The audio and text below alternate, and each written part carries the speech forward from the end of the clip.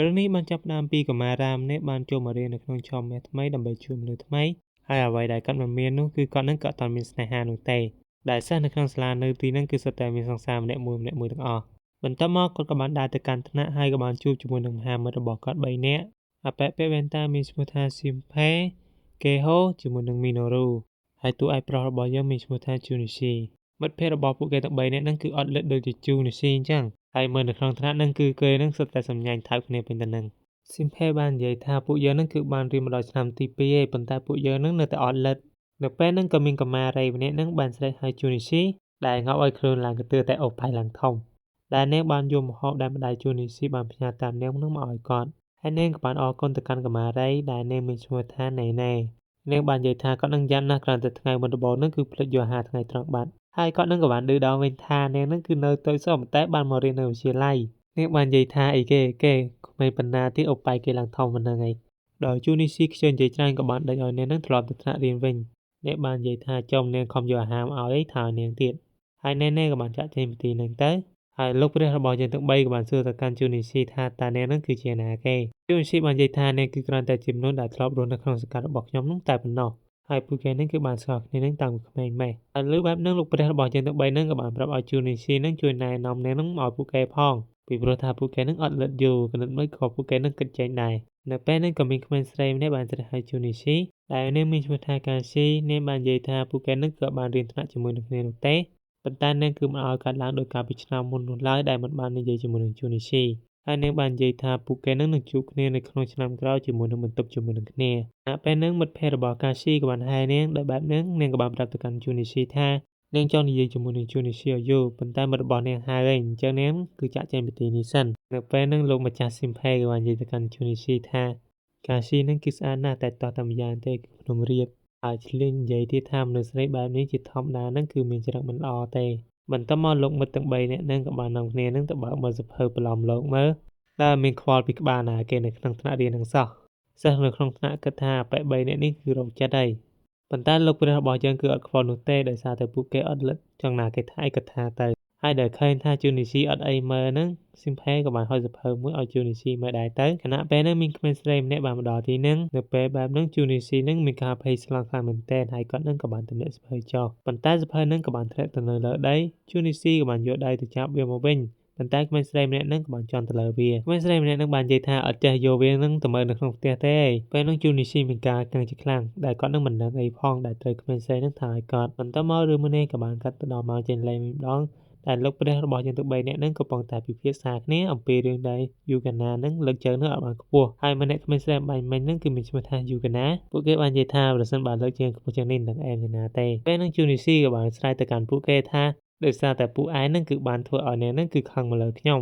នៅពេលហ្នឹងស៊ីមផេក៏បានយកសភៅព្រះគម្ពីរចេញមកដែលខេហូបាននិទានរឿងមួយហ្នឹងឲ្យជូនីស៊ីស្ដាប់ដែលធ្វើឲ្យមុខរបស់គាត់ហ្នឹងឡើងក្រហមតែតពេលហ្នឹងជូនីស៊ីក៏បានសម័យនឹកឃើញកាន់ដៃអូនឡើងលើគ្រែម្ដាយហើយគ្រាន់តែជូនីស៊ីគិតសម័យហ្នឹងក៏មានអារម្មណ៍ថាមានក្តីស្លុកប៉ុណ្ណាដែរនៅពេលហ្នឹងស៊ីមផេគឺមានកំណត់មួយដែលបានប្រាប់ទៅកាន់ជូនីស៊ីថាឲ្យគាត់នឹងបួយូកាណានឹងទៅកាន់ក្រៅអូខេទៅហើយដើម្បីលួងលោមនេះបានឲ្យគាត់នៅទៅក្រាបស្ពះអង្វរហើយស៊ីមផេក៏បានសួរទៅកាន់ជូនីស៊ីថាតើគាត់នឹងចង់អស់ព្រមចារាអត់ជូនីស៊ីបាននិយាយថាប្រហែលដែរហ្នឹងហើយបន្ទាប់មកស៊ីមផេក៏បានប្រក់ឲ្យមីណូរូនឹងទៅចាប់ដៃរបស់ជូនីស៊ីហើយគាត់បានប្រកល់សម្បត្តិឲ្យខេហូនឹងយកសម្បត្តិនេះទៅឲ្យយូកាណាដាក់នៅក្នុងទូរបស់នាងតែនឹងគឺជាសម្បត្តិណាត់ជួបយូកាណារឿងនេះក៏បានកាត់ទៅកន្លែងរបស់យូកាណាវិញម្ដងដែលនាងកំពុងតែនៅជាមួយនឹងមិត្តភក្តិរបស់នាងម្នាក់ទៀតមានឈ្មោះថារ៉េងខូយូកាណាបានបើកទូរបស់នាងហើយនាងក៏បានឃើញនៅស្រោមសម្បត្តិមួយនៅពេលដែលនាងបានបើកវារួចនាងក៏បានប្រាប់ទៅកាន់រ៉េងខូថានៅថ្ងៃនេះនាងក៏បានទៅក្រៅអូខេនោះទេពីព្រោះថានាងគឺមានរឿងមួយចំនួនដែលត្រូវធ្វើរ៉េងខូក៏បាននិយាយថាអត់អីចាំលើកក្រោយក៏បានដែរបន្ទាប់មកជូនីស៊ីនិងយូកាណាក៏បានទៅជួបគ្នាជូនីស៊ីមិននឹកស្មានថានាងគឺមកនោះឡើយយូកាណាក៏បានសួរទៅកាន់គាត់ថាតើគាត់នឹងចង់និយាយអីជូនីស៊ីបានសម័យឃើញមហាមិត្តកំពុងតែរុញគាត់នឹងចូលជ្រោះស៊ីមផេបានប្រាប់ទៅកាន់ជូនីស៊ីថាដើម្បីកុហកនាងបានគាត់នឹងគឺត្រូវតែក្រាបនឹងវល់នាងគ្រាន់តែរឿងនឹងបន្តិចសោះក៏បានធ្វើឲ្យជូនីស៊ីនឹងនឹកសម័យកាន់ដៃអូនឡើងលើភ្នំម្ដេចបន្ទាប់មកជូនីស៊ីក៏បានធ្វើអញ្ចឹងមែនដោយការក្រាបថ្វាយបង្គំនាងយកមកដោយគាត់បានសុំទៅកាន់យូកាណាថាឲ្យនាងដើរចេញក្រៅទៅជាមួយនឹងគាត់យូកាណាក៏បានសួរថាតើគាត់នឹងគឺជាម្នាក់ប្រុសដែលមើលរឿងប្រឡំលោកនោះមែននៅពេលនឹងជូនីស៊ីកៀងមកដែលគាត់នឹងគិតថាប្រហែលជាសិស្សដែលនៅក្នុងសាលានេះនឹងសាច់ចំអកទៅកាន់គាត់ហើយប្រហែលជាគ្មានស្រីណាម្នាក់ព្រមចេញទៅខាងក្រៅជាមួយនឹងគាត់ទេប៉ុន្តែទៅនឹងប្លង់ស្អាតដែរនេះជូនីស៊ីនឹងបានស្រឡាញ់ឃើញខោក្នុងរបស់យូកាណា ហើយជួននេះស៊ីបានសម័យឃើញដឹកដៃអូនឡើងទៅភ្នំទៀតហើយពេលហ្នឹងយូកណាក៏បានសួរទៅកាន់ជួននេះស៊ីថាហេតុអីក៏គាត់នឹងចូលចិត្តនាងជួននេះស៊ីពេលហ្នឹងគៀងមកអត់ដឹងថាគាត់នឹងចូលចិត្តនាងតាណានោះទេនៅពេលហ្នឹងយូកណាក៏បាននិយាយថានាងដឹងគាត់នឹងគឺចង់អស់ព្រហ្មចារារបស់គាត់មែនចុះហើយនិយាយអីក៏ត្រូវប្លង់ដែរនេះយូកណាបាននិយាយថាប្រសិនបើជាអញ្ចឹងមែននាងគឺមិនព្រមចេញជាមួយនឹងគាត់ទេជួននេះស៊ីបាននិយាយថាមែនទេជួននេះស៊ីបានគិតថាប្រសិនជារីរីដឹងដល់នៅក្នុងសាលាប្រហែលជាក្មេងស្រីទាំងអស់ហ្នឹងនាំគ្នារត់ចេញពីគាត់ហើយយូកណាបានប្រាប់ទៅកាន់ជួននេះស៊ីថាឲ្យគាត់នឹងងើបឡើងទៅអង្គុយនិយាយគ្នាវិញមកប៉ុន្តែប្លង់ស្អាតយ៉ាងនេះជួននេះស៊ីងើបយ៉ាងម៉េចតែគាត់នឹងបាននិយាយថាគាត់នឹងគឺជាបរិសុទ្ធគាត់នឹងគឺមិនអាចងើបបានទេនៅពេលដែលក្បាលរបស់គាត់នឹងគឺបានមិនទៀបវានឹងរួចហើយគឺអាអូនឯងនេះមិនចាដឹងមែនអាអូនឯងនេះគឺកំពុងតែសម្លឹងមើលខោក្នុងរបស់ចាយនៅពេលនឹងជួននេះស៊ីកាំងខ្លាំងមែនតែនៅពេលដែលនាងតាមជើងគាត់តន់ហើយយូកណាបានដឹងថាគាត់នឹងសម្លឹងមើលនាងនឹងគឺច្រើនណាស់ហើយយូកណាបាននិយាយថាប្រហែលជាគាត់នឹងសប្បាយនឹងមើលរឿងអញ្ចឹងនេះដោយនាងនឹងគឺបានឲ្យគាត់នឹងមើលអូប៉ៃរបស់នាងនឹងកណ្ដាលមុខយកហ្មងដើម្បីឲ្យជួននេះស៊ីនឹងគឺងាយស្រួលមើលជាងមុនហើយយូកណាបាននិយាយថានៅទីនេះនឹងគឺអត់មានមនុស្សទេកន្លែងនឹងយូកណាគឺធ្វើស៊ីផ្លូវចិត្តជួននេះស៊ីខ្លាំងមែនតែដោយដៃល្វីមយកហ្មងហើយយូកណាក៏បានសួរទៅកាន់ជួននេះស៊ីម្ដងទៀតថាតើគាត់នឹងគឺពិតជាចូលចិត្តនាងមែនជួននេះស៊ីបានគិតថាយូកណានឹងប្រហែលជាចង់ផ្ហាព្រហ្មចារារបស់គាត់ហើយដោយមិនចង់បាត់បង់ព្រហ្មចារារបស់គាត់ជួននេះស៊ីក៏បានដើរចាក់ចេញពីទីហ្នឹងតែយូកណាក៏បានបញ្ឈប់គាត់និងបាននាំគាត់នឹងចូលទៅក្នុងបន្ទប់មួយហើយកន្លែងហ្នឹងប្លង់ស្អាតទៀតនេះដែលយូកណាបានប្រាប់ទៅកាន់ជួននេះស៊ីថានាងហ្នឹងគឺចូលចិត្តគាត់នឹងតិចដល់អញ្ចឹងហើយនាងគឺសម្រេចចិត្តថានឹងចេញទៅខាងក្រៅហ្នឹងជាមួយនឹងគាត់ភាពបន្ទាប់នៅពេលយប់នៅពេលដែលជួននេះស៊ីនៅផ្ទះគាត់នឹងគឺមិនជឿថាយូកណានឹងគឺព្រមចេញទៅខាងក្រៅជាមួយនឹងគាត់នោះទេហើយក៏គិតទៀតថាហេតុអីក៏នាងគួរឲ្យស្អាតមែនថែមទាំងអូប៉ៃធំទៀតនៅពេលហ្នឹងការសម័យចំនួន2ក៏បានចាប់ដើមដែលការសម័យអាវសនឹងបាននិយាយថាអ្នកនឹងគឺគ្រាន់តែបោកគាត់នោះទេដែលអ្នកនឹងគឺចង់ធ្វើបាបគាត់ប៉ុន្តែការសម័យអាវក្រហមក៏បាននិយាយថាមិនបាច់សង្ស័យច្រើនពេកទេដែលពួកគេទាំងពីរនាក់នឹងគួរតែដេតជាមួយនឹងគ្នាទ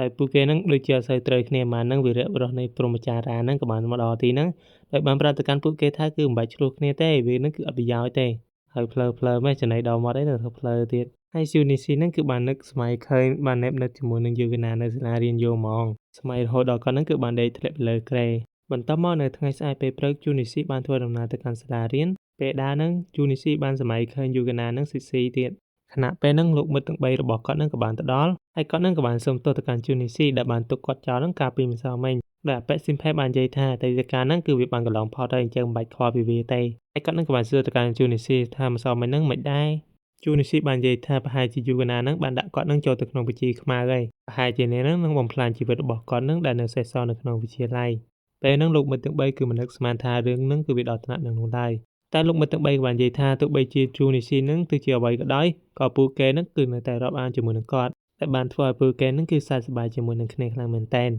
ខណៈពេលហ្នឹងជូនីស៊ីក៏ទទួលបាននៅសារមួយចេញពីក្នុងទូរស័ព្ទរបស់គាត់នៅពេលដែលគាត់បានបើកមើលគាត់នឹងក៏បានឃើញថាយូកណានឹងគឺបានផ្ញើរូបស៊ីមកឲ្យគាត់នឹងមើលយកហ្មងនៅពេលហ្នឹងជូនីស៊ីក៏បានចាំថាកាលពីម្សិលមិញហ្នឹងយូកណានឹងគឺបានសុំលេខទូរស័ព្ទនឹងរបស់គាត់នៅពេលហ្នឹងលោកមិត្តរបស់ជូនីស៊ីនឹងគឺមានការគុំជាខ្លាំងបោកឯងសិតតែស្រីនឹងអត់និយាយរទេតែនេះមានណាជូនីស៊ីនឹងគឺចង់បកស្រាយគ្រប់យ៉ាងទៅកាន់ពួកគេប៉ុន្តែពួកគេនឹងបានប្រាប់ថាឲ្យគាត់នឹងដើរតែឯងទៅ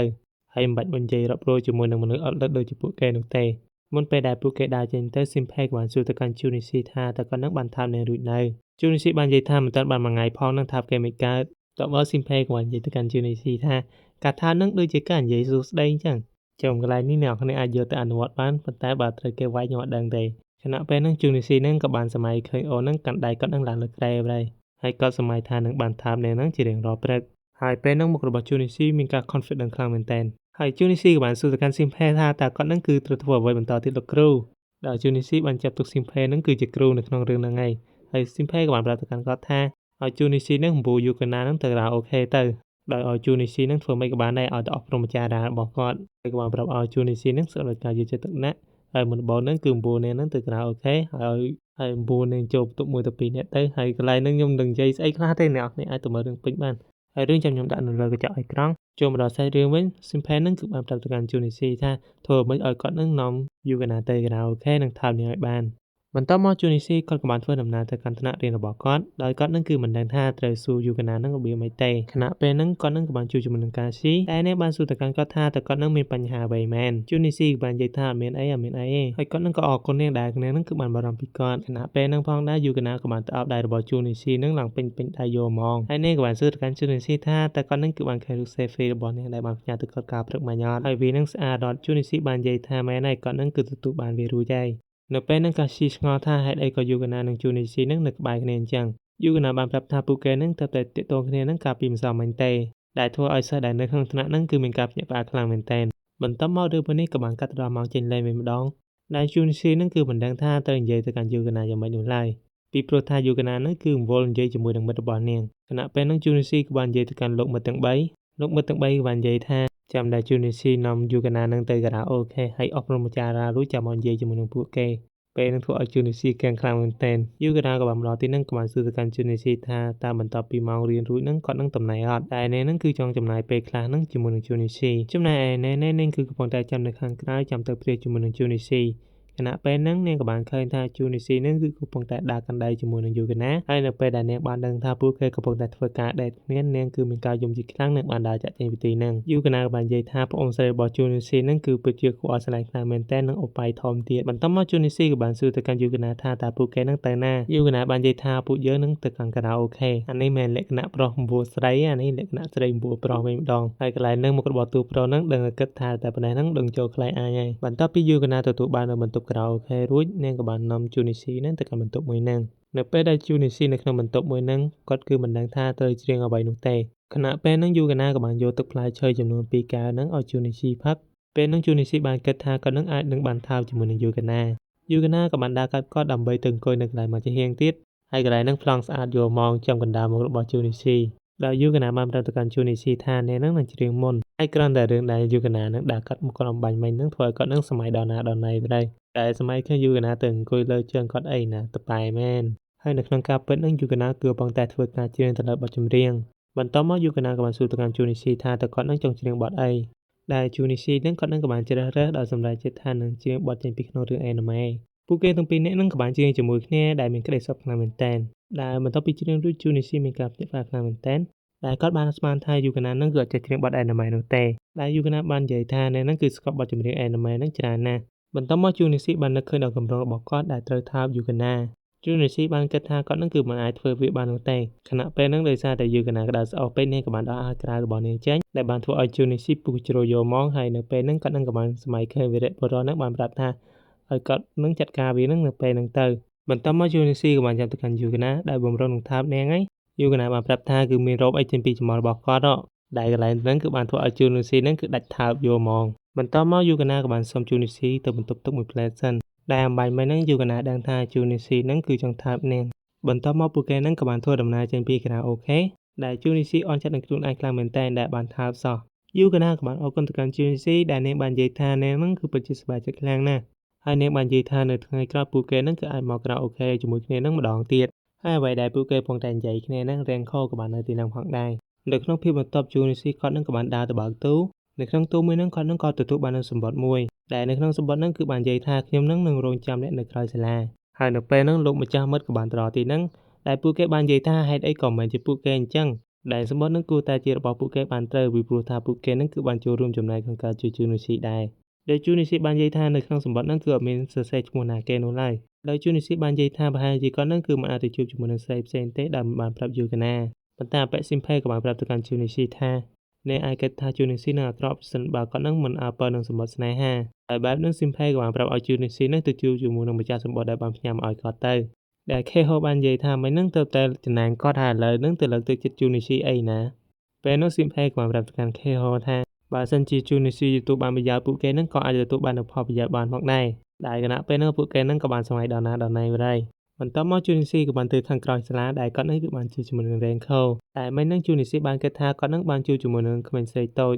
ប៉ុន្តែនេះមែនណាគ្រូឡើងធំហើយអូប៉ៃឡើងធំទៀតបន្ទាប់មករ៉េងខូក៏បានសួរទៅកាន់គាត់ថាតើគាត់នឹងនៅព្រហ្មចារាមែនដែលធ្វើឲ្យจูនិស៊ីគាំងខ្លាំងមែនទែនហើយរ៉េងខូក៏បានឲ្យគាត់នឹងមកអូប៉ៃរបស់នាងនឹងចំកណ្ដាលមុខទៀតហើយកន្លែងហ្នឹងយីប៉ែកនឹងគឺធ្វើស៊ីផ្លូវចិត្តจูនិស៊ីខ្លាំងមែនទែនហើយនៅពេលហ្នឹងដោយសារតែจูនិស៊ីភ័យខ្លាំងពេកគាត់នឹងក៏បានដួល ហើយរៀនខុសនឹងក៏បានទៅអង្គុយលើគាត់យកហ្មងតែរៀនខុសបានប្រាប់ទៅកាន់ Junichi ថាតោះពួកយើងនឹងលេងទៅដៃរបស់អ្នកហ្នឹងគឺចង់បន្លំអូកាឡាស៊ីកលេន Junichi យកហ្មងខណៈពេលហ្នឹងផងដែរយូកាណាក៏បានទៅដល់ទីហ្នឹងដោយឃើញថាពួកគេហ្នឹងគឺកំពុងតែធ្វើស្អីដោយ Junichi បាននិយាយថាវាមិនដូចជាអ្វីដែលអ្នកបានឃើញនោះទេដោយ Junichi ព្យាយាមងើបប៉ុន្តែរៀនខុសហ្នឹងគឺបានចាប់ដៃរបស់គាត់វិញអញ្ចឹងគាត់ហ្នឹងគឺងើបអត់រួចនោះទេដោយយូកាណាខ្ជិលរំខានពួកគេទាំងពីរនាក់នាងក៏បានដើរចាក់ចេញពីទីហ្នឹងហើយនាងក៏បានដើរត្រឡប់មកវិញដោយនាងបាននិយាយថាពួកគេហ្នឹងគឺគ្រាន់តែប្រេងទេយូកាណាក៏បានណែនាំរៀនខុសដល់ Junichi ដែលនាងជាមិត្តរបស់នាងដែលពួកគេទាំងពីរនាក់ហ្នឹងគឺបានស្គាល់គ្នាហ្នឹងតាំងពីក្មេងមកម៉េះពេលហ្នឹងរៀនខុសក៏បាននិយាយថាយូកាណាហ្នឹងគឺអូប៉ៃធំជាងនាងទៀតហ៎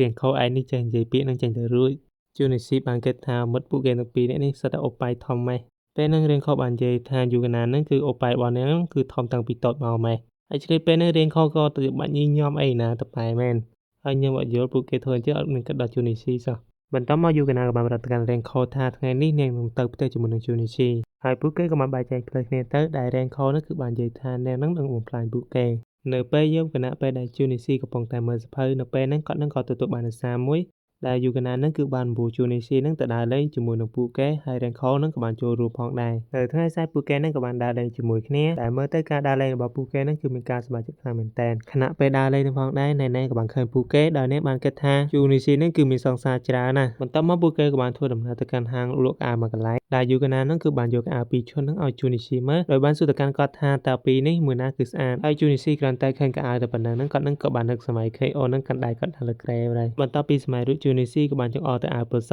ដែលបានប្រាប់ថានេះស្អាតជាងចំណែក Renko វិញនាងក៏បាននិយាយថាអាវពណ៌ខ្មៅនេះគឺវាស្អាតជាងហើយដើម្បីចង់ដើមពួកគេទាំងពីរនាក់ហ្នឹងក៏បានទៅផ្លាស់ប្ដូរសម្លៀកបំពាក់ដោយទុកឲ្យ Junichi ហ្នឹងចាំនៅខាងក្រៅបន្ទាប់មកពួកគេទាំងពីរនាក់ហ្នឹងក៏បានបង្ហាញនូវការផ្លាស់ប្ដូរសម្លៀកបំពាក់ឲ្យ Junichi មើលដែល Junichi នៅត្រង់ហ្នឹងគាត់ហ្នឹងគឺបានចាប់អារម្មណ៍ជាមួយនឹងកៅអៅរបស់ Yukana ប៉ុន្តែភ្នែកហ្នឹងដៀងរួមមើលតែអូប៉ៃរបស់ Yukana ទេ Yukana បានសួរថាតើគាត់ហ្នឹងមកអូប៉ៃនាងមែនដែល Junichi បាននិយាយថាមែនទេនៅពេលហ្នឹង Renko មានការអន់ចិត្តខ្លាំងមែនទែននៅពេលដែលពួកគេហ្នឹងគឺអត់ខ្វល់ជាមួយនឹងនាងបន្ទាប់មកពួកគេក៏បានចេញពីខាងកៅអៅមួយហ្នឹងតែពួកគេគឺបានតិចអីនោះឡើយគ្រាន់តែចូលទៅលោមើលតែប៉ុណ្្នឹងឯងហើយពួកគេទាំងអស់គ្នាហ្នឹងក៏បានធ្វើដំណើរតាមផ្លូវនៅពេលហ្នឹងក៏មានបរិបទពីរនាក់បានមកដល់ទីហ្នឹងដែលបានសួរថាតើពួកគេហ្នឹងគឺស្គាល់ផ្លូវទៅកាន់ស្ថានីយ៍អត់ដែល Yukana ហ្នឹងក៏បានប្រាប់អំពីផ្លូវទៅកាន់ទីហ្នឹងដោយពួកគេទាំងពីរនាក់ហ្នឹងក៏បាននិយាយថាដែលចង់ឲ្យ Yukana ហ្នឹងគឺនាំផ្លូវពួកគេហ្នឹងទៅកាន់ស្ថានីយ៍មួយហ្នឹង Junichi ដែលឃើញបែបហ្នឹងក៏បានប្រាប់ថានាងហ្នឹងគឺមិនអាចទៅជាមួយនឹងពួកគេបានទេពីព្រោះថានាងហ្នឹងគឺជាសង្សាររបស់គាត់តែគាត់ហ្នឹងក៏ត្រូវបានបរិបទពីរនាក់ហ្នឹងច្រានគាត់ដួលដោយពួកគេបាននិយាយថាទៅនៅអីជាមួយនឹងបរិបទខ្សោយអញ្ចឹងមិននៅជាមួយនឹងពួកគេបានសុបាយដោយឃើញបែបហ្នឹង Renko ក៏បានប្រាប់ទៅកាន់បរិបទទាំងពីរនាក់នោះថាអត់អីចាំនាងហ្នឹងជួនពួកគេហ្នឹងទៅកាន់ស្ថានីយ៍ហើយដោយសារតែពួកគេឃើញថារាងកាយរបស់ Renko ហ្នឹងគឺវាទំនងដែរពួកគេនឹងក៏បានយកព្រមទៅមកស្ទុះក្រោយមក Renko ក៏បានត្រឡប់មកវិញតែ Junichi បានសួរទៅកាន់នាងថាតើនាងអត់អីណាយនាងបាននិយាយថាអត់អីពួកគេនឹងគឺបាននិយាយគ្នាទិញទូចប៉ុន្តែទិញទូចនឹងគឺដេកនៅជាងអស់ហើយបន្ទាប់មក Junichi គាត់ក៏បានធ្វើដំណើរទៅកាន់ផ្ទះរបស់គាត់ Junichi បានគិតថាគាត់នឹងគឺត្រូវតែរឹងមាំជាងមុនដើម្បីការពារ Yukana ខណៈពេលហ្នឹងគាត់បានឃើញ Renko ចូលនៅចំពោះមុខផ្ទះគាត់ Junichi បានសួរទៅកាន់នាងថាតើនាងធ្វើអីនៅទីនេះ Renko បាននិយាយថា Junichi នឹងគឺពិតជាឡើយណាស់នៅពេលដែលគាត់នឹងព្យាយាមការពារមនុស្សស្រីហើយនាងបានគិតថានាងប្រហែលជាចូលចិត្ត Junichi ហើយដោយ Renko គឺបានបួ Junichi នឹងចូលទៅខាងក្នុងផ្ទះយកហ្មងពេលហ្នឹង Junichi មានការភ័យជាខ្លាំងហេតុអីក៏ Renko នឹងមិននៅក្នុងផ្ទះរបស់គាត់អញ្ចឹងហើយឪពុកម្ដាយរបស់គាត់នឹងក៏រវល់នៅផ្ទះទៀតនៅពេលហ្នឹង Renko ក៏បានចាប់ Junichi ដែលបាននិយាយថា Junichi ឲ្យ Renko នៅក្នុងផ្ទះរបស់គាត់អញ្ចឹងតែ Junichi នឹងចង់ធ្វើបាបនាងមែនអញ្ចឹងកន្លែងហ្នឹងយើងពេលហ្នឹងចេះនិយាយចេញទៅរួចមកចាប់កូនកន្លោះគេចូលក្នុងផ្ទះកូនកន្លោះគេវិញសោះដែល Renko បាននិយាយថាតើគាត់នឹងគឺចង់អស់ព្រមចារារបស់គាត់អត់ចាំនាងនឹងជួយបំពេញបំណងរបស់គាត់ហើយនាងនឹងក៏បានយកអបិយរបស់នាងនឹងដាក់ចំកណ្ដាលមករបស់ Junichi យកហ្មងហើយកន្លែងហ្នឹងផងដែរ Renko ធ្វើស៊ីផ្លូវកាយរបស់ Junichi ខ្លាំងមែនទែនតែនៅពេលហ្នឹង Junichi គាត់នឹងក៏បានឮសំឡេងរបស់ Yukana នៅក្នុងចិត្តរបស់គាត់ដោយគាត់ក៏បានរៀនខុសចេញដោយបានប្រាប់ទៅកាន់ Renko ថាគាត់សុខចិត្តអប់រំចារាជាមួយនឹង Yukana តែម្នាក់តែប៉ុណ្ណោះនៅពេលហ្នឹង Renko ក៏បានចាប់ Junichi បដួលដោយបាននិយាយទៅកាន់គាត់ថាតាណាគេនឹងចង់ស៊ីព្រមចារារបស់គាត់ដែលនាងបាននិយាយថានាងគឺបានស្គាល់គ្នាជាមួយនឹង Yukana នឹងតាំងពីតូចមកម៉េះដោយដូចនេះហើយនាងនឹងគឺមិនចង់បាត់បង់ Yukana នោះទេខណៈពេលហ្នឹងផងដែរ Yukana ក៏បានត្រឡប់ទីហ្នឹងដោយនាងនឹងគឺបានឃើញពួកគេនឹងគឺនៅលើគ្នាដែល Junichi បានប្រាប់ទៅកាន់នាងថាមិនដូចជាអ្វីដែលនាងបានឃើញនោះទេដោយ Yukana បាននិយាយថាមិញហ្នឹងនៅខាងក្រៅនាងបានឮពួកគេហ្នឹងគឺបានស្រែកដោយដូច្នេះហើយនាងហ្នឹងក៏បានចូលមកខាងក្នុងហើយ Yukana ក៏បានរកកណ្ដឹងផ្ទះផងដែរប៉ុន្តែអត់មានណាគេឆ្លើយតបនោះទេ Yukana បាននិយាយថាហេតុអីក៏ពួកគេហ្នឹងអត់បំពួននាងហ្នឹងចូលមកខាងក្នុងផ្ទះអញ្ចឹងនៅពេលហ្នឹង Renko បាននិយាយថា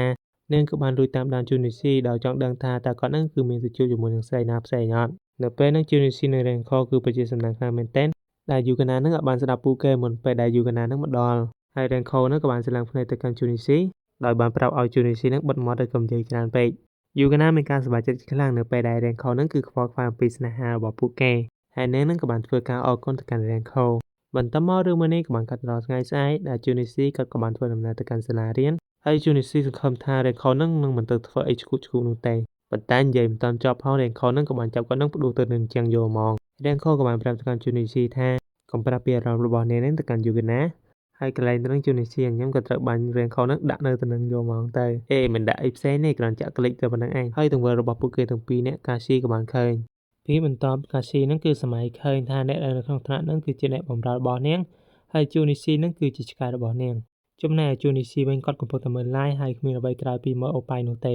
េនៅពេលដែលមើល live ហ្នឹងគាត់បានចាប់អារម្មណ៍ទៅលើក្មេងស្រីម្នាក់នៅថ្ងៃស្អែកនៅពេលដែលកាស៊ីបានធ្វើដំណើរទៅកាន់ថ្នាក់របស់នាងសិស្សដែលនៅទីនោះក៏បានស្វាគមន៍នាងដោយកាស៊ីបានគិតថាពួកគេនឹងគឺជាអ្នកបម្រើរបស់នាងខណៈពេលហ្នឹងជូនីស៊ីគាត់នឹងក៏បានមកដល់ដែលគាត់នឹងក៏បានទៅជួបជាមួយនឹងលោកម្ចាស់មិត្តទាំង3របស់គាត់ដែលខេហូក៏បាននិយាយថាការយប់មិញហ្នឹងគាត់នឹងគឺបានមើល live ហើយគាត់នឹងគឺបានចាប់អារម្មណ៍ជាមួយនឹងក្មេងស្រីម្នាក់ដែលនឹងគឺពិតជាគួរឲ្យស្រឡាញ់ខ្លាំងមែនទែនហើយក៏បានបង្ហាញរូបភាពដល់ពួកគេគ្រាន់តែស៊ីមផេមើលគាត់នឹងក៏មានការចាប់អារម្មណ៍ផងដែរចំណែកជូនីស៊ីគាត់នឹងក៏បានចាំថាក្មេងស្រីម្នាក់នេះគាត់នឹងទើបតែបានមើលកាលពីយប់មិញនៅពេលដែលស៊ីមផេមើលយូរៗគាត់នឹងមានអារម្មណ៍ថាដូចជាធ្លាប់ជួបនៅតាណាទេដែលគាត់នឹងគឺបានធ្លាប់ជួបហើយគាត់នឹងក៏បានប្រឹងរនឹកមើលរនឹករហូតដល់គាត់នឹងនៅអត់ឃើញម្ដងបន្ទាប់ពីនោះជូនីស៊ីក៏បានទៅញ៉ាំអាហារថ្ងៃត្រង់ជាមួយនឹងយូកាណ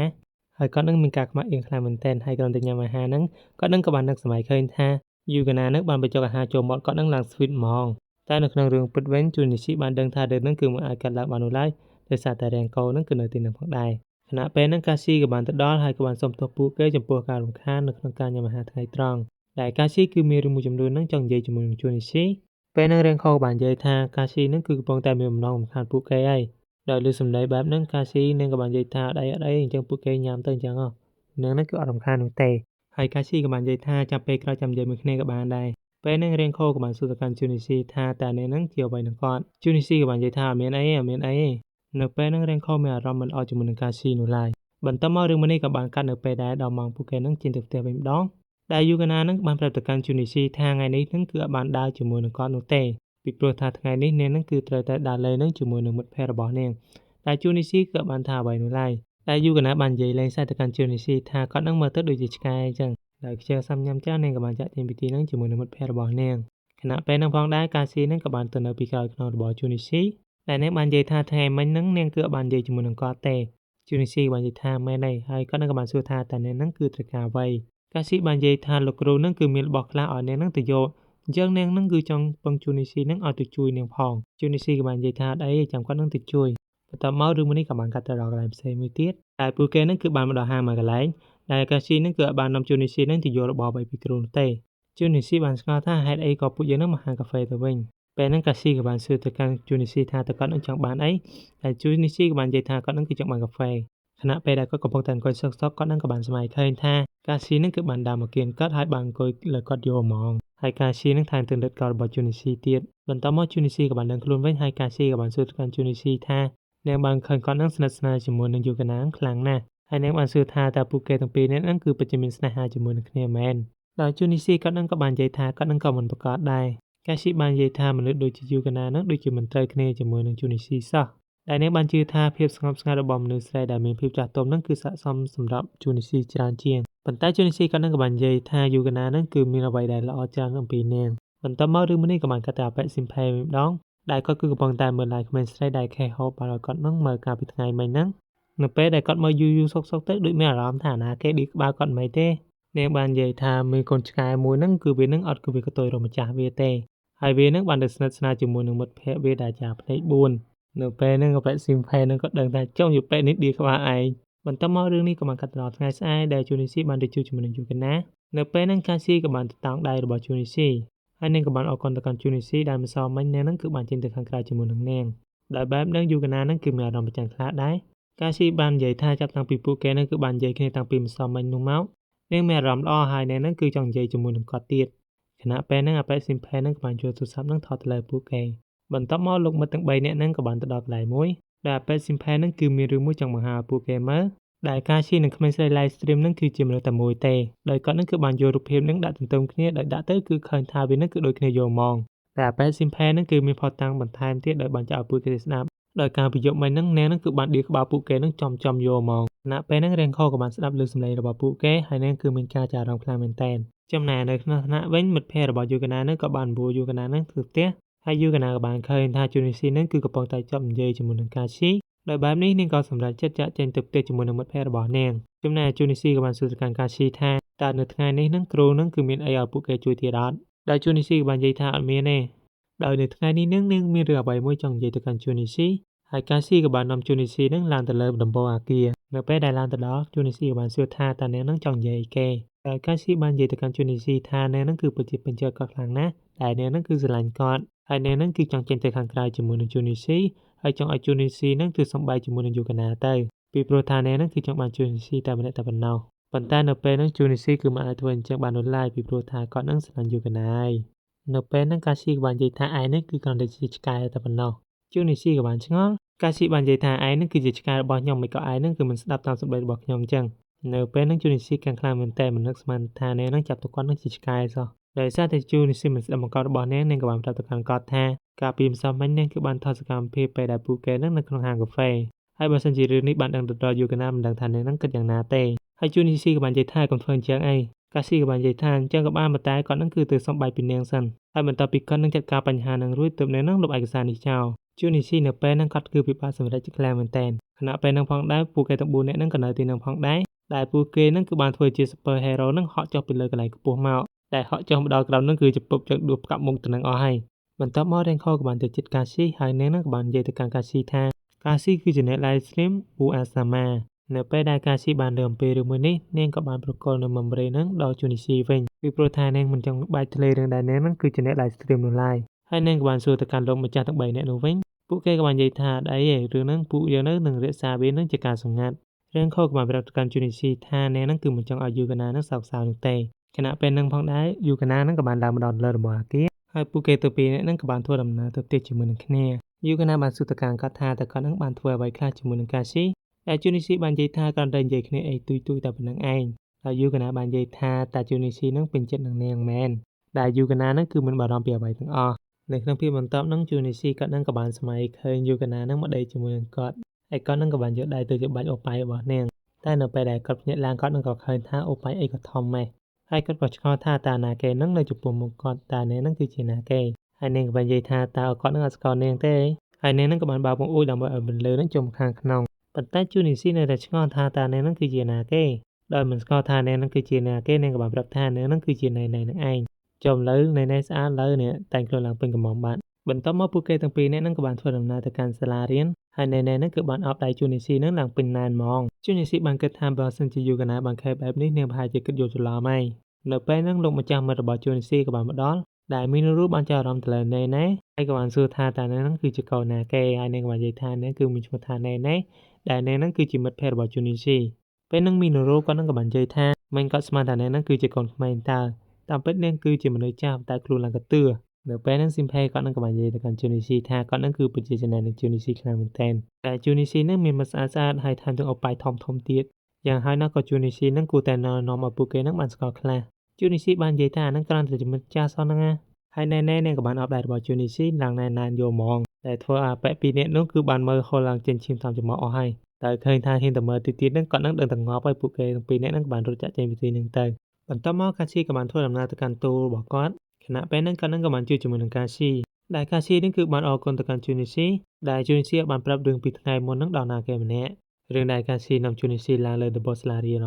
ហើយជូនីស៊ីបាននិយាយថាអត់អីគាត់នឹងគឺមិនប្រាប់រឿងបែបហ្នឹងទេខណៈពេលហ្នឹងកាស៊ីក៏បានធំខ្លាំងមនុស្សស្រីហ្នឹងនៅខ្លួនរបស់ជូនីស៊ីហើយណែនៅពេលហ្នឹងនាងក៏បានទៅដល់ទីនោះផងដែរតែណែបានប្រាប់ទៅកាន់ជូនីស៊ីថាពួកយើងនឹងទៅផ្ទះជាមួយគ្នាបន្ទាប់ពីរៀនរួចដោយជូនីស៊ីបានប្រាប់ទៅកាន់ណែថាគាត់នឹងប្រហែលជាទៅកន្លែងណាផ្សេងមួយទៀតជាមួយនឹងយូកាណាដែលខាងខ្លាំងពេកណែនឹងក៏បានគវាដៃរបស់ជូនីស៊ីនៅពេលហ្នឹងណែបានឃើញថាកាស៊ីនឹងមានអារម្មណ៍ដូចជាខឹងហើយប្រហែលជានឹងរំខានពេលវេលារបស់ពួកគេដឹងហើយណែក៏បាននិយាយទៅកាន់កាស៊ីថាខ្លួនឡើងធំខ្ពស់កញ្ចាស់ក្បាលប៉ុណ្ណឹងហើយអូប៉ៃនៅរៀបដូចខ្នល់ជាទៀតហើយមើលទៅមុខរបស់អ្នកនឹងប្រហែលអាយុ30ឆ្នាំហើយនៅពេលហ្នឹងធ្វើឲ្យកាស៊ីនឹងគឺខឹងខ្លាំងមែនទែនប៉ុន្តែសំណាងដែលមិត្តភ័ក្តិរបស់កាស៊ីក៏បានហៅនាងឲ្យចាក់ចេញពីទីហ្នឹងបន្ទាប់មករឿងនេះក៏បានកាត់ទៅដល់ក្នុងថ្នាក់ដោយយូកាណាឃើញថាជូនីស៊ីនឹងមើលទៅដូចជាអសើសប្បាយចិត្តមកនោះទេហើយជូនីស៊ីក៏បាននិយាយថាការប្រឹកមិញហ្នឹងគឺមានរឿងកើតឡើងតិចតួចតែប៉ុណ្្នឹងឯងតែខែបែបហ្នឹងយូកាណាក៏បាននិយាយទៅកាន់ជូនីស៊ីថា ចឹងនៅចុងសប្តាហ៍នេះពួកយើងទៅដើរលេងទៅដើម្បីឲ្យគាត់នឹងមានភាពសប្បាយរីករាយជួននេះស៊ីបាននិយាយថាតើពួកយើងនឹងគឺត្រូវទៅណាយូកណាបាននិយាយថាអត់ដឹងឯចាំពួកគេនឹងស្វែងរកមើលសិនចំណែកលោកព្រះរបស់យើងវិញនឹងគឺមានការចំណាយជាខ្លាំងហើយពួកគេនឹងគឺបាននិយាយថាហេតុអីក៏ព្រះនឹងគឺបង្កើតឲ្យពួកគេនឹងគឺមានភាពខុសគ្នាអញ្ចឹងណែមីនរូវិញគាត់នឹងក៏បាននិយាយថាវានឹងគឺមិនមែនជាបញ្ហាធំនោះឡើយដោយមីនរូនឹងគឺបានបង្ហាញរបស់មួយដល់ពួកគេមើលដែលនេះនឹងគឺជាកន្លែងដែលកូនខ្មែរនឹងកំពុងតែរស់នៅតែប៉ិស៊ីមផេក៏បាននិយាយថាអូនអើយអនាគតនៅវែងឆ្ងាយណាស់កុំដោយសារតែរឿងបែបនោះប្រយ័ត្នចូលកុបហើយបើសិនជាមីនរូចូលកុបនឹងកំណត់ពួកគេនឹងទៅចូលកុបជាមួយព្រោះថាពួកគេនឹងអត់ដឹងអីទេបន្តមករឿងមួយនេះបានកាត់នៅពេលដែលពួកគេបានញ៉ាំអាហារថ្ងៃត្រង់នៅពេលដែលរៀងខុសញ៉ាំអាហារជាមួយនឹងពួកគេនឹងជួននេះស៊ីនឹងគឺពិបាកខ្លាំងមែនទែនដែលពិបាកនៅក្នុងការដែលគាត់នឹងនិយាយជាមួយនឹងយូកណាខណៈពេលហ្នឹងណែក៏បានទៅដល់ទីហ្នឹងហើយណែក៏បានអបជួននេះស៊ីយកហ្មងដែលណែនឹងគឺបានយកនំគូខេមួយចំនួនហ្នឹងឲ្យជួននេះស៊ីញ៉ាំជួននេះស៊ីបាននិយាយថាអត់ញ៉ាំទេហើយណែនឹងក៏បានឃើញអីដែលប្រដាក់នៅលើថ្ពាល់របស់ជួននេះស៊ីដែលបែបហ្នឹងនាងក៏បានយកដាតរបស់នាងហ្នឹងទៅលើមុខរបស់ជួននេះស៊ីនៅពេលបែបហ្នឹងរេនខូក៏បានសួរកាន់ជួននេះស៊ីថាតើនាងហ្នឹងគឺជាណាគេពេលហ្នឹងជួននេះស៊ីបានសម័យឃើញថាយូកណាហ្នឹងគឺបានចាក់ទាញពីគាត់ហើយរេនខូហ្នឹងគឺបានវាយគាត់ហ្នឹងឡើងត្រង់ខ្លួនហ្មងយូកណាបាននិយាយថានាងធ្លាប់ឃើញក្មេងស្រីម្នាក់នេះកាលពីមុនដែលបានជួបគ្នានៅមាត់ទ្វារសាលាបន្ទាប់ពីពួកគេហ្នឹងបានចេញពីរៀនហើយយូកណាក៏បានសួរទៅកាន់ណែថាតើនាងជាប្អូនស្រីរបស់ជូនីស៊ីមែនណែបាននិយាយថាមែនទេយូកណាបាននិយាយថានាងនឹងនៅចាំណែពីព្រោះថានាងតូចនិងគួរឲ្យស្រឡាញ់ថ្ងៃមុនយូកណាគឺបានណែនាំខ្លួនតែដូច្នេះនាងក៏បានណែនាំខ្លួនតែនាងមានឈ្មោះថាយូកណាជាមិត្តស្រីរបស់ជូនីស៊ីនៅពេលហ្នឹងនាងក៏បាននិយាយធ្វើដូចជាមនុស្សចាស់តែវាគឺជារឿងដែលអស្ចារ្យសម្រាប់ពួកគេ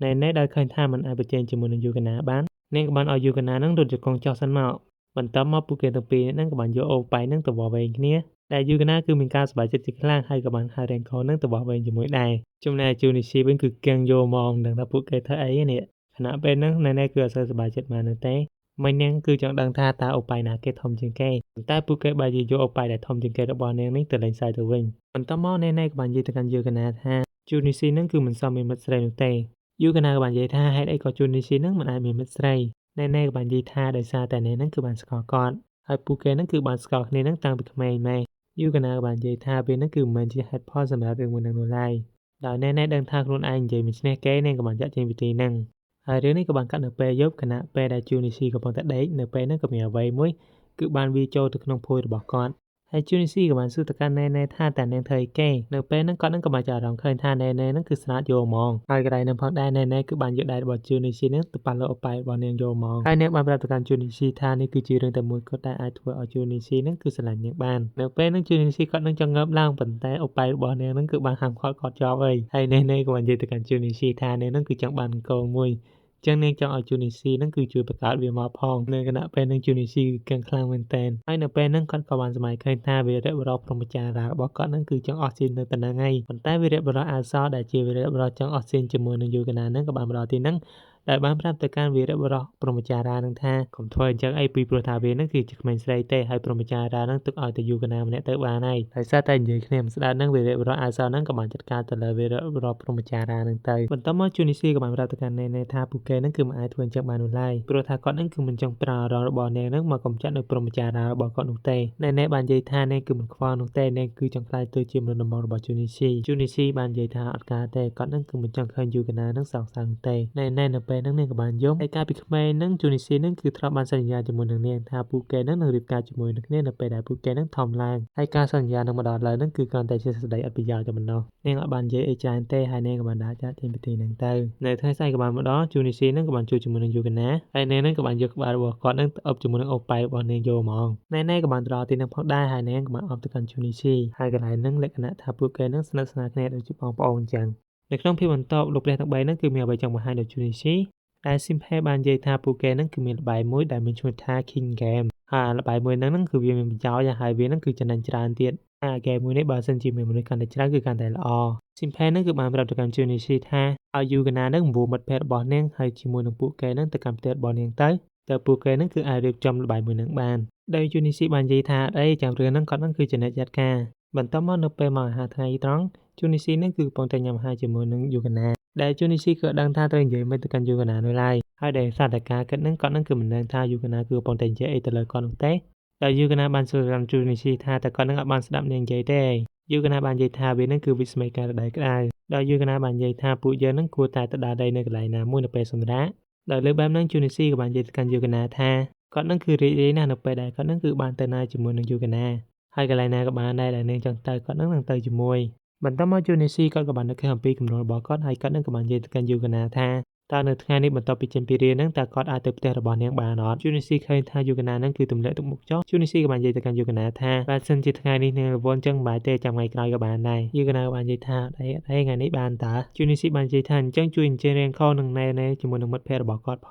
ងនៅពេលហ្នឹងយូកាណាក៏បានទម្លាក់ទឹកមុខចុះវិញដែលបានធ្វើឲ្យយូនីស៊ីគិតថានាងប្រហែលជាខឹងគាត់ហើយដែលយូកាណាបាននិយាយថាអីចាំនាងហ្នឹងទៅសួររៀងខុសហើយឲ្យយូនីស៊ីហ្នឹងទៅនាំណែមកយូនីស៊ីក៏បានសួរទៅកាន់នាងថាហេតុអីក៏នាងខឹងយូកាណាបាននិយាយថាចុះនាងខឹងពីអង្កាលពេលហ្នឹងយូនីស៊ីគឺអត់យល់ពីចិត្តរបស់នាងទេហើយអ្វីដែលពួកគេនិយាយបាញ់មិញហ្នឹងកាស៊ីក៏បានឃើញផងដែរបន្ទាប់មកនៅពេលដែលដល់ម៉ោងចេញទៅផ្ទះតែមិត្តភ័ក្តិរបស់យូនីស៊ីហ្នឹងបានប្រាប់ទៅកាន់គាត់ថាពួកគេហ្នឹងនឹងទៅផ្ទះជាមុនសិនហើយបន្ទាប់មកទៅពួកគេហ្នឹងមកតាមយូនីស៊ីហ្នឹងតាមក្រោយហើយរឿងមួយនេះហ្នឹងគាត់ហ្នឹងក៏បានប្រាប់យូកាណាហ្នឹងរួចហើយពេលហ្នឹងយូនីស៊ីបានសម័យឃើញថាគាត់ហ្នឹងគឺបាននៅជាមួយនឹងយូកាណាក្នុងបន្ទប់តែ2នាក់ពេលហ្នឹងកាស៊ីក៏បានសួរទៅកាន់យូនីស៊ីថាតើគាត់ហ្នឹងមានរឿងអីគេបាននិយាយឈុលលេខឡោអញ្ចឹងនៅពេលហ្នឹងក៏បានធ្វើឲ្យយូនីស៊ីហ្នឹងគាត់ភ្ញាក់ដែលយូនីស៊ីបានសួរថាតើនាងធ្វើអីគេតែកាស៊ីក៏បាននិយាយថានាងហ្នឹងគឺហ៊ាននឹងទៅផ្ទះហើយប៉ុន្តែដោយសារតែថ្ងៃនេះហ្នឹងនាងគឺមានសេរីភាពអញ្ចឹងនាងចង់ទៅណាក៏បានដែរកាស៊ីក៏បានសួរទៅកាន់យូនីស៊ីថាតើគាត់ធ្វើអីគេបានជាឈរនៅទីនេះយូនីស៊ីបាននិយាយថាគាត់ហ្នឹងគឺកំពុងតែរងចាំយូកាណាដើម្បីធ្វើដំណើរទៅផ្ទះរបស់នាងដោយកាស៊ីស្ដាប់ទៅដូចជាសប្បាយដែរហើយនាងក៏បានដើរទៅជិតយូនីស៊ីដែលបានធ្វើឲ្យយូនីស៊ីភ័យខ្លាំងមែនទែនដោយគិតថានាងធ្វើអីហើយ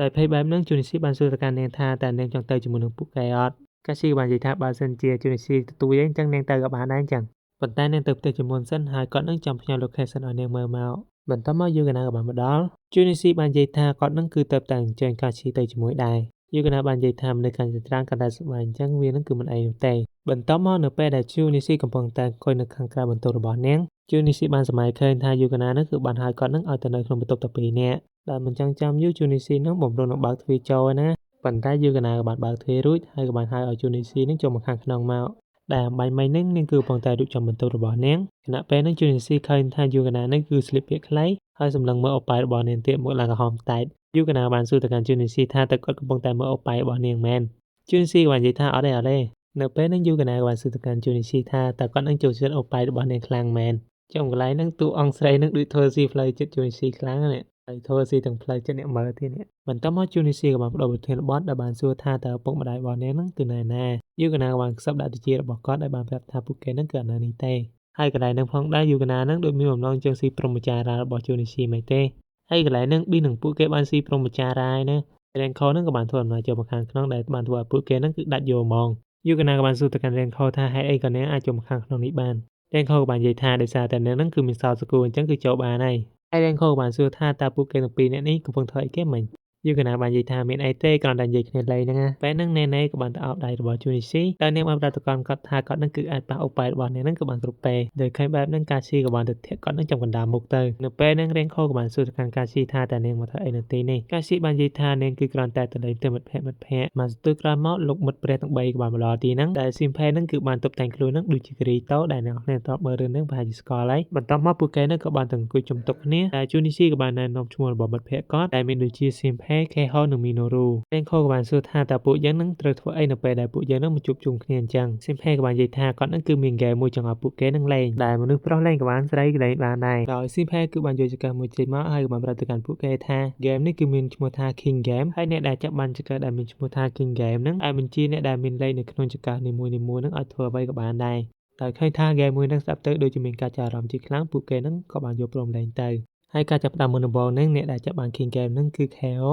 គាត់បាននិយាយថាលេខ2ទៅលេខ5ហើយនៅពេលហ្នឹងមានអីរ៉េនខូហ្នឹងក៏បានទិះយូនីស៊ីហ្នឹងមកដៃចំកណ្ដាលមុខទៅដោយសារតែរ៉េនខូហ្នឹងគឺចាប់បានលេខ2ចំណែកយូនីស៊ីវិញគឺចាប់បានលេខ5យូកាណាក៏បានសួរថាអត់អីណាហើយយូនីស៊ីបាននិយាយថាអត់អីទេខណៈពេលហ្នឹង KO ក៏បានប្រាប់ទៅកាន់យូនីស៊ីថាកម្មទីនេះចាំគាត់ហ្នឹងឲ្យយូនីស៊ីហ្នឹងគឺបានថើបជាមួយនឹងយូកាណាបន្ទាប់មកអ្នកដែលចាប់បានធ្វើជា King Game ហ្នឹងគឺយូកាណាដែលនាងបានប្រាប់ឲ្យលេខ1ហ្នឹងធ្វើដូចជាទារកទៅហើយអ្នកដែលទទួលបានលេខ1ហ្នឹងគឺកាស៊ីហើយនាងក៏បានធ្វើតាមទៅហើយអ្នកដែលធ្វើជា King Game បន្ទាប់ហ្នឹងគឺកាស៊ីហើយនាងបានប្រាប់អ្នកដែលមានលេខ6ហ្នឹងឲ្យធ្វើខ្លួនហ្នឹងស៊ីដូចជាតុក្កតាគំនូរជីវចរហើយនាងក៏បានធ្វើ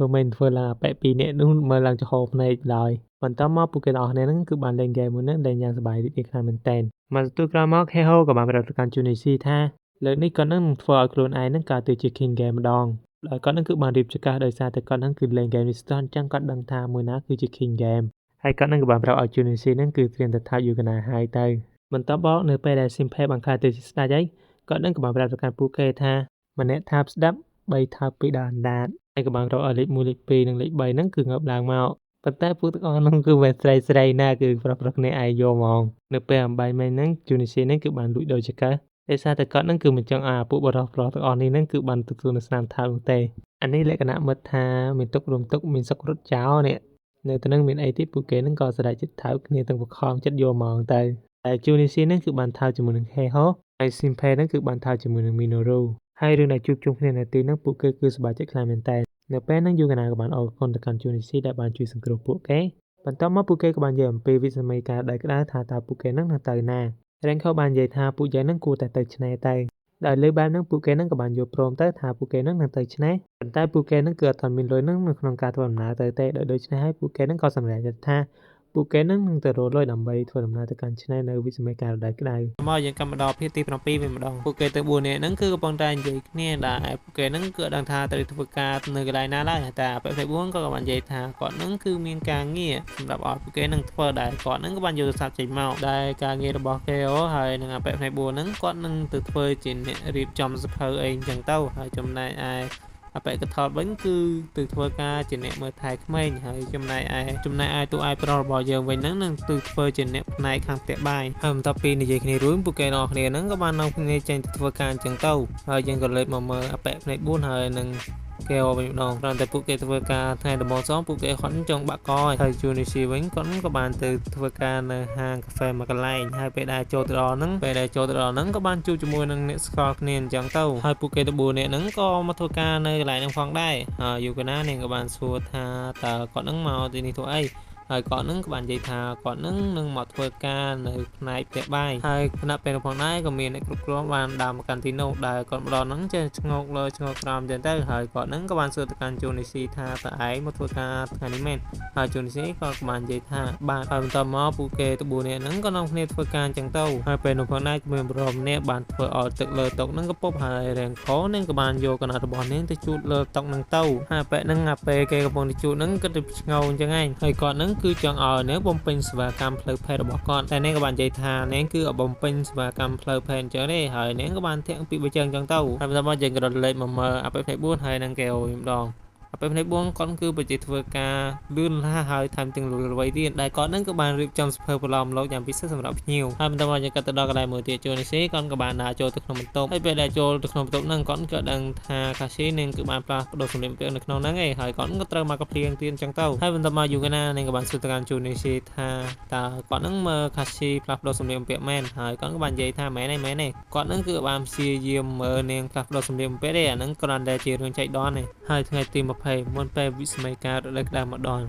Yukana នាងគឺបច្ចេកក្តៅខ្លាំងណាស់ដោយសារតែម៉ាស៊ីនត្រជាក់គឺវាខូចហើយនាងក៏ឃើញទឹកក្រោយរបស់ Junichi ហើយនាងក៏បានយកមកផឹកអញ្ចឹងទៅហើយ Junichi គាត់គឺមានបំណងចង់ផឹកទឹកក្រោយចេញពីមាត់របស់នាងហើយពេលដែលគាត់បំរុងនឹងផឹកហ្នឹងទាំងខោនាងក៏បានមកដល់ទីនោះហើយនាងថែមទាំងចាំដល់ទឹកក្រោយរបស់ Junichi ទៀតដែលធ្វើឲ្យគាត់អន់អញ្ចឹងទៅហើយបន្ទាប់មកយើងចូលទៅកន្លែងអបិផ្នែក4វិញម្ដងអ្នកគ្រប់គ្រងនៅទីនោះគាត់ក៏បាននិយាយថាគាត់នឹងសុំពេលស្នាក់មួយរយៈពេលខ្លីហើយ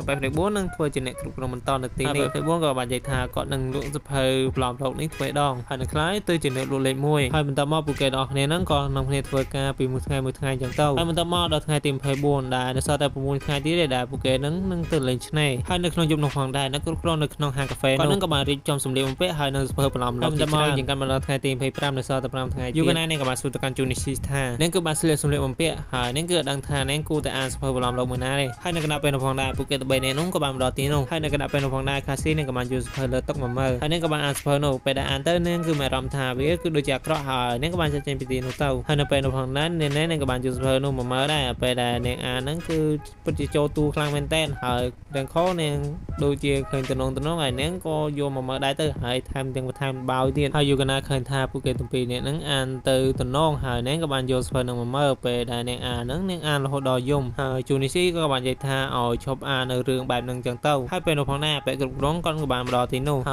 ើយគាត់ក៏បាននិយាយថាតើអ្នកនរគ្នាហ្នឹងគឺបានជ្រើសរើសសភៅដើម្បីអាននៅមុខអតិថិជនអត់បើសិនជាពួកអ្នកអានអតិថិជនប្រកាសជាពេញចិត្តហើយបន្ទាប់មកជូនីស៊ីក៏បាននិយាយថាហើយក៏អ្នកចង់ឲ្យសិស្សសាលាត្រូវអានសភៅរឿងប្រឡំលោកបែបនេះហើយអ្នកគ្រប់គ្រងនៅទីនោះគាត់ក៏បាននិយាយថាហ្នឹងគឺគ្រាន់តែជារឿងធម្មតាដែរហើយគណៈពេលដែលពួកគេទៅពីរនាក់គឺកំពុងតែឆ្លោះគ្នាហ្នឹងខាស៊ីនឹងក៏បានមកដល់ទីនោះហើយអ្នកក៏បានយកទូរស័ព្ទមួយទៅឲ្យអ្នកគ្រប់គ្រងហើយនៅពេលដែលអ្នកគ្រប់គ្រងនិយាយទូរស័ព្ទនោះចប់គាត់ក៏បាននិយាយថារឿងដែលកើតឡើងនៅថ្ងៃនេះគឺមិនចំចឹងទៅហើយធ្វើការដូចធម្មតាអញ្ចឹងហើយបន្ទាប់ពីដោះស្រាយរឿងចប់យូកាណានិងជូនីស៊ីក៏បានដើរតាមផ្លូវហើយយូកាណានេះក៏បាននិយាយថានឹងគឺពិតជាសប្បាយចិត្តខ្លាំងណាស់ដែលព្រឹត្តិការណ៍នៅថ្ងៃនេះគឺត្រូវបានលុបចោលហើយនាងក៏សង្ឃឹមថាពេលដែលត្រឆ្នៃហ្នឹងនាងសង្ឃឹមថានឹងបាននិយាយជាមួយគ្នាទៅពីរនាក់ហើយពួកគេទាំងពីរនាក់ហ្នឹងក៏នាំគ្នានិយាយតាមផ្លូវអញ្ចឹងទៅក្នុងវគ្គនេះផងដែរពួកគេទាំងអស់គ្នាហ្នឹងក៏បានមកដល់សមុទ្រដែរហើយនេះក៏ជាក្តីសម័យមួយរបស់លោកព្រះដែររីឯពួកសិស្សវិញគឺកំពុងតែផ្លាស់ប្ដូរសម្លៀកបំពាក់ហើយទឹកហើយបន្ទាប់មកពួកគេទាំងអស់គ្នាហ្នឹងក៏បានទៅជួបជុំគ្នាហើយបន្ទាប់មកយើងកាត់ទៅកន្លែងមួយទៀតតែណែហ្នឹងគឺកំពុងតែហាត់ប្រាណហើយពេលនោះផងដែរលោកព្រះរបស់យើងទាំងពីរនាក់ហ្នឹងក៏កំពុងតែឆ្ងោងអញ្ចឹងទៅហើយជូនីស៊ីក៏បានរៀបចំកន្លែងដេកឲ្យខាស៊ីហើយនាងក៏បានសួរថាតើគាត់នឹងអាចយកទឹកឲ្យនាងតិចបានអត់ហើយពេលនោះផងដែរណែនាងក៏បានហៅគាត់ឲ្យទៅលេងជាមួយនឹងនាងហើយគណៈពេលនោះយូកាណាក៏ហៅគាត់ឲ្យទៅលេងជាមួយនឹងនាងផងដែរហើយជូនីស៊ីក៏បានរត់ទៅលេងជាមួយនឹងយូកាណាហើយពួកគេទាំងអស់គ្នាហ្នឹងក៏បាននាំគ្នាជិះទឹកគ្នាទៅវិញទៅមកអញ្ចឹងទៅ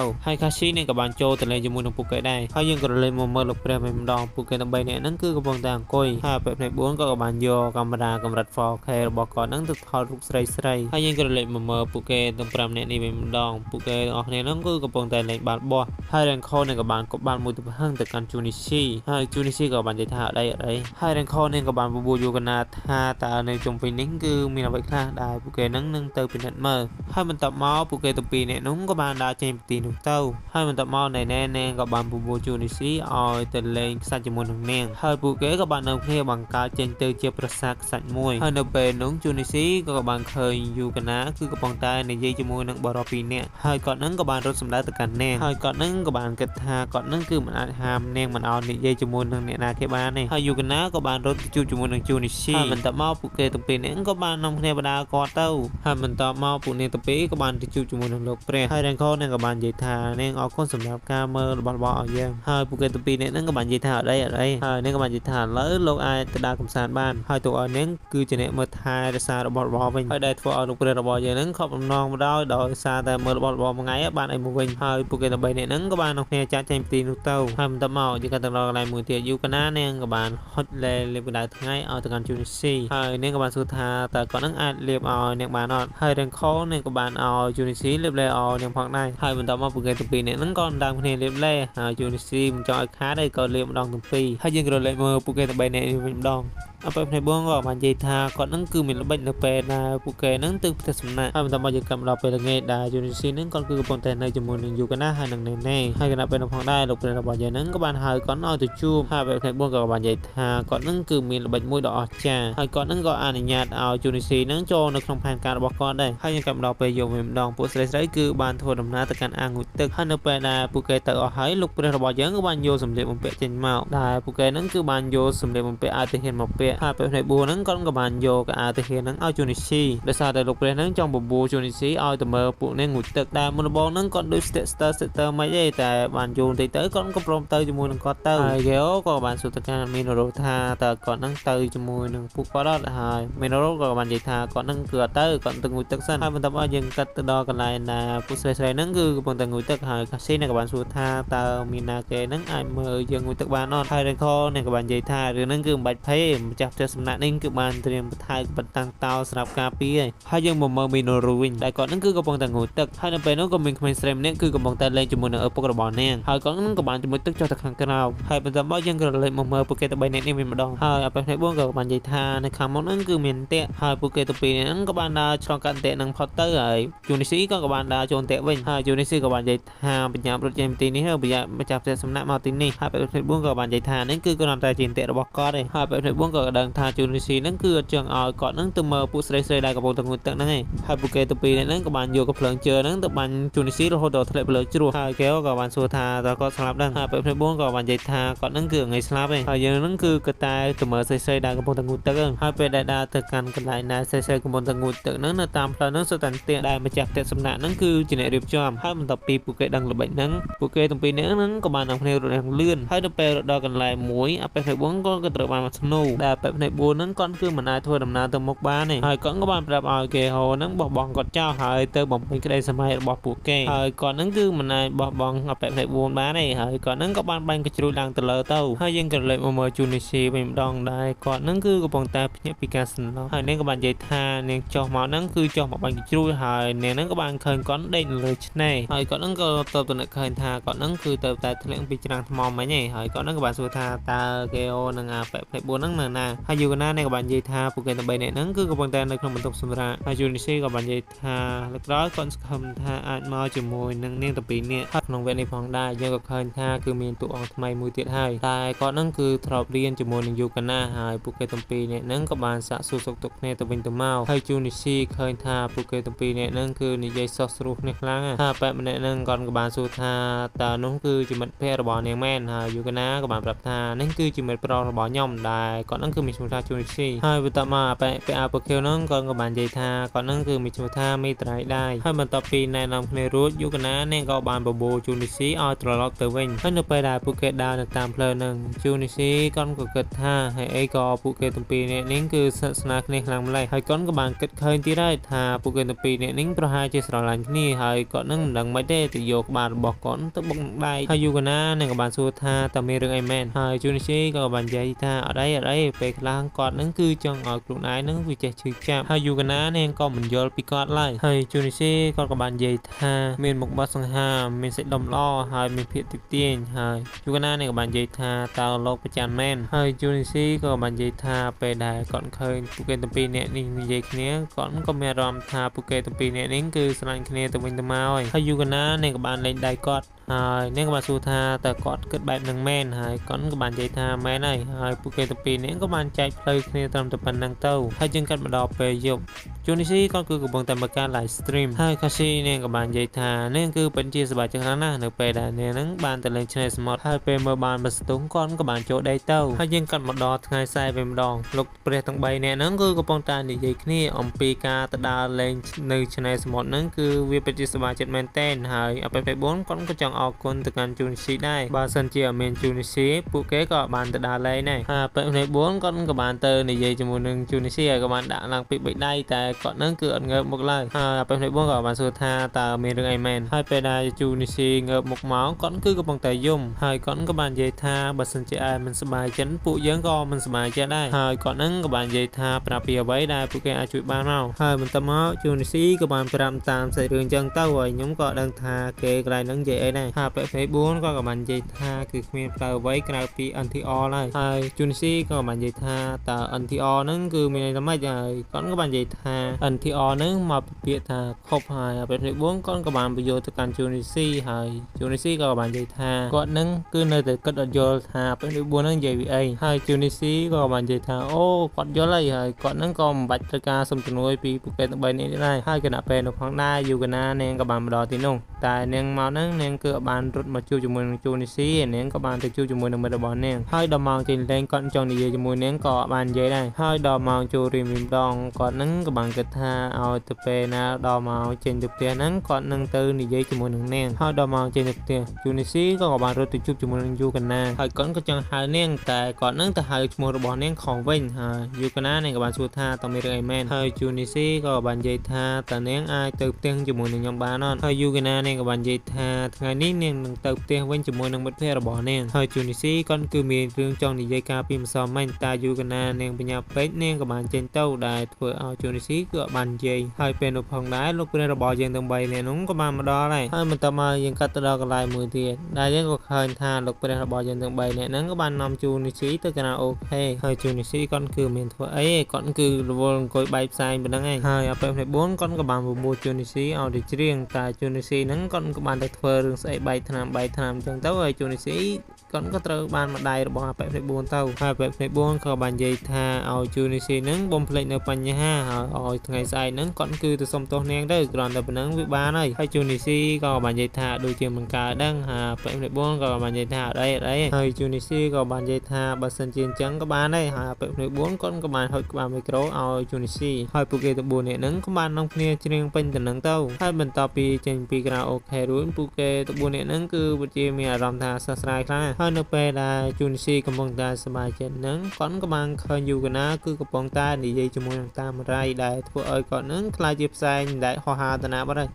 ហើយមិនតាមយើងកម្មម្ដងថ្ងៃស្អែកវិញម្ដងជូនីស៊ីគាត់គឺកំពុងតែដើរតាមផ្លូវទៅកាន់សាលារៀនហើយពេលនោះផងដែរយូកាណានាងក៏បានម្ដងទីនោះផងដែរហើយនាងក៏មានអារម្មណ៍ចង់ត្រូវគ្នាជាមួយនឹងជូនីស៊ីវិញផងដែរហើយជូនីស៊ីក៏បានសួរថាតាមសមមិញនាងបានធ្វើអ្វីខ្លះហើយនាងក៏បាននិយាយថានាងក្រែងប្រាប់រួចហើយថានាងហ្នឹងគឺទៅដើរលេងហើយគាត់ក៏បាននិយាយថាគាត់ហ្នឹងគឺបានឃើញនាងនិយាយជាមួយនឹងមិត្តរ៉ៃនៅក្នុងហាងកាហ្វេមួយហើយជូនីស៊ីក៏បាននិយាយថាហេក៏ពួកគេទាំងពីរនាក់ហ្នឹងត្រូវបាននិយាយគ្នាហើយយូកាណានាងក៏បាននិយាយថាបន្ទាប់ពីពិធីជប់លៀងគាត់ក៏បានហៅនាងឲ្យទៅនិយាយគ្នាលេងហើយជូនីស៊ីគាត់ក៏គិតថាពួកគេទាំងពីរនាក់ហ្នឹងគឺស្រឡាញ់គ្នាហើយគាត់ហ្នឹងក៏បាននិយាយថាឈប់រញ៉េរញ៉ៃជាមួយនឹងគាត់ទៅហើយគាត់ហ្នឹងក៏បានរត់ចាក់ចេញពីទីនោះទៅហើយយើងកាត់មកដល់ក្នុងថ្នាក់វិញម្ដងខាស៊ីឃើញថាពួកគេទាំងពីរនាក់នេះគឺអត់និយាយគ្នាហើយខាស៊ីក៏បានបបួលជូនីស៊ីឲ្យឡើងទៅលើហើយខាស៊ីនឹងក៏បានសួរថាតើយូកាណាហ្នឹងកើតរឿងអីមែនហើយជូនីស៊ីក៏បាននិយាយថាយូកាណានាងគឺតែងតែចាប់ទុកគាត់គឺជាឧបករណ៍មួយតែប៉ុណ្ណោះហើយស្នាងឲ្យដែរនាងគឺអត់តបឆោតគាត់ឲ្យទៅរៀបការជាមួយនឹងនាងហើយខាស៊ីនាងក៏បាននិយាយថាជូនីស៊ីហ្នឹងគឺគិតតែពីអារម្មណ៍ខ្លួនឯងបានគិតពីអារម្មណ៍របស់យូកាណាហើយនាងក៏បានចេញពីទីនោះទ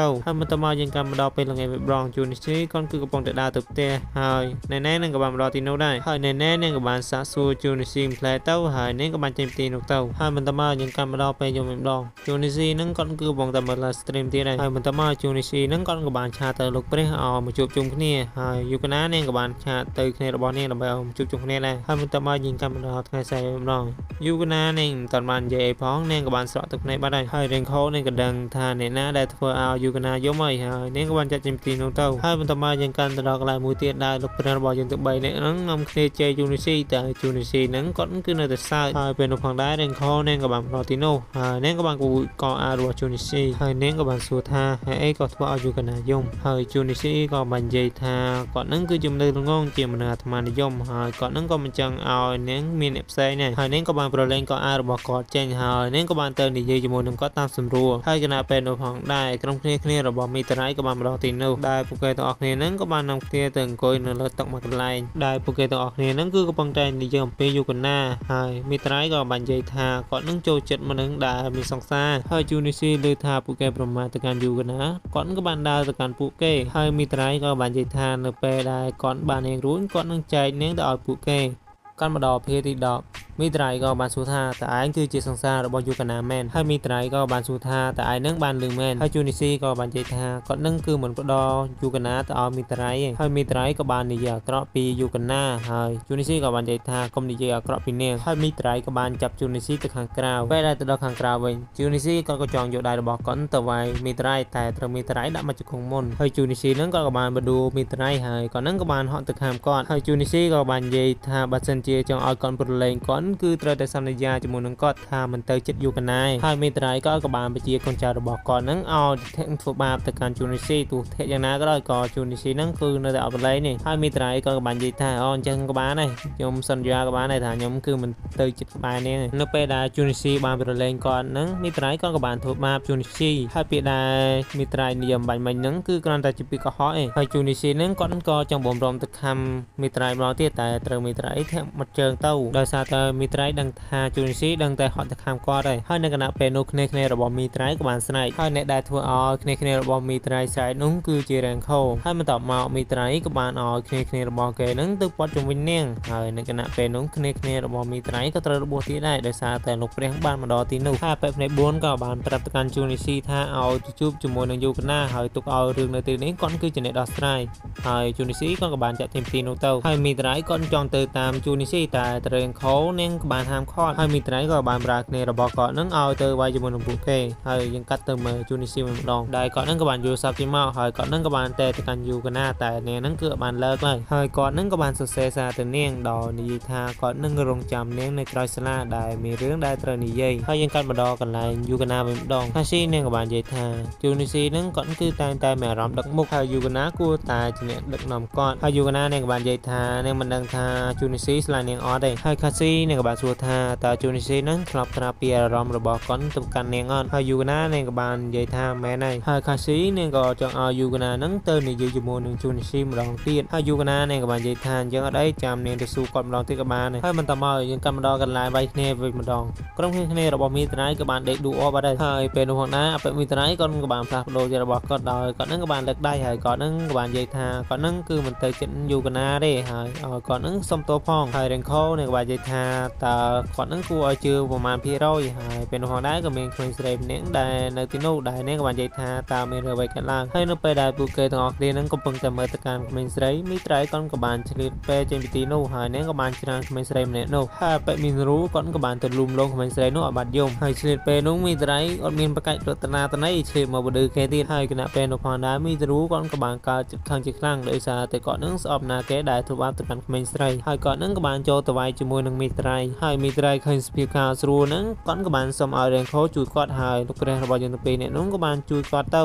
ហើយរេងខូនាងក៏បានចាប់មីត្រៃទៅផ្អែកជាងហើយនាងនឹងក៏បានធាក់អូនតូចរបស់មីត្រៃនឹងមកជើងទៅដែលធ្វើឲ្យគាត់នឹងចុងច្អល់ជាខ្លាំងហើយរេងខូក៏បានប្រាប់ឲ្យពួកគេទាំងពីរនឹងបល័យមីនរូទៅហើយពេលនោះហើយដែលមីនរូគាត់ក៏បានដៃចូលទៅវាយអប៉ិមួយនឹងទៅហើយយើងក៏លើកមកមើលជូនីស៊ីវិញម្ដងដែលគាត់នឹងគឺកំពុងតែរងចាំហើយចាំតាំងពីថ្ងៃរហូតដល់ល្ងាចដែលអត់ទាន់ឃើញនាងម្ដងទេហើយគណៈពេលនោះផងដែរយូកាណានាងក៏បានម្ដងទីនោះហើយនាងក៏បានសួរថាតើមានរឿងអីចង់និយាយមែនហើយជូនីស៊ីក៏បានលើកកងវ៉ោដោយអាការភាពមួយអញ្ចឹងហើយគាត់នឹងក៏បាននិយាយថាតើនាងអាចទៅក្នើជាមួយនឹងខ្ញុំបានអត់ហើយជូនីស៊ីក៏បាននិយាយថាគាត់នឹងគឺជាមនុស្សងងតែងតែគិតពីចិត្តរបស់ខ្លួនឯងហើយជូនីស៊ីក៏បាននិយាយថាគាត់នឹងគឺស្រឡាញ់នាងហើយគាត់ក៏បាននិយាយថាគាត់ស្រឡាញ់នៅពេលដែលនាងជួយចិត្តអ្នកគ្រប់គ្នាហើយគាត់ក៏ស្រឡាញ់ស្នាមញញឹមរបស់នាងហើយគាត់នឹងគឺពិតជាស្រឡាញ់នាងខ្លាំងហើយយូកាណាគាត់ក៏បានឲ្យជូនីស៊ីនឹងក្រោកឈរឡើងវិញហើយយូកាណានាងក៏បាននិយាយថានាងគឺចង់បបួលជូនីស៊ីចេញទៅខាងក្រៅហើយជូនីស៊ីក៏បាននិយាយថាតើពួកយើងនឹងទៅណាហើយនាងក៏បាននិយាយថាទៅដល់ទីនោះទៅគឺដឹង